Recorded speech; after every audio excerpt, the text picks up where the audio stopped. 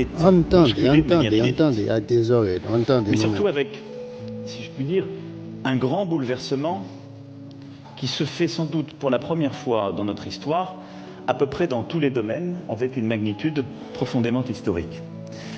C'est d'abord une transformation, une recomposition géopolitique et stratégique. Nous sommes sans doute en train de vivre la fin de l'hégémonie occidentale sur le monde. Nous nous étions habitués à un ordre international qui, depuis le XVIIIe siècle, reposait sur une hégémonie occidentale. Vraisemblablement française au XVIIIe siècle, par l'inspiration des Lumières, sans doute britannique au XIXe grâce à la révolution industrielle, ou raisonnablement américain au XXe, grâce aux deux grands conflits et à la domination économique et politique de cette puissance. Les choses changent.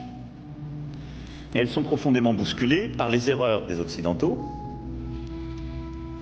dans certaines crises, par les choix aussi américains depuis plusieurs années, et qui n'ont pas commencé avec cette administration, et qui conduisent à revisiter certaines implications dans les conflits au Proche et Moyen-Orient et ailleurs, et à repenser une stratégie profonde, diplomatique et militaire, et parfois des éléments de solidarité dont nous pensions qu'ils étaient des intangibles pour l'éternité, même si nous les avions constitués ensemble dans des moments géopolitiques pourtant alléchants, qui pourtant aujourd'hui ont changé.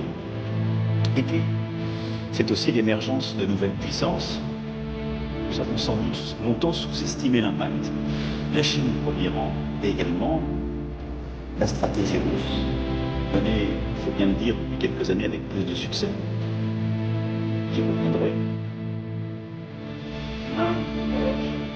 Nouvelles économies qui deviennent aussi des puissances, pas seulement économiques, mais politiques, et qui se pensent, comme certains ont pu l'écrire, comme de véritables États-civilisations, et qui viennent non seulement bousculer toute forme internationale, qui viennent peser dans l'ordre économique, mais qui viennent aussi repenser l'ordre politique et l'imaginaire politique, avec beaucoup de force et beaucoup plus d'inspiration que nous n'en avons. Regardons l'Inde, la Russie, la Chine. Elles ont une inspiration politique ça va le changer, beaucoup plus forte que les Européens. Changer quand même. Elles pensent le monde avec une vraie logique, une vraie philosophie, un imaginaire que nous avons un peu perdu. Et donc tout ça vient nous bousculer très profondément, vient rebattre les cartes. Je ne parle pas évidemment de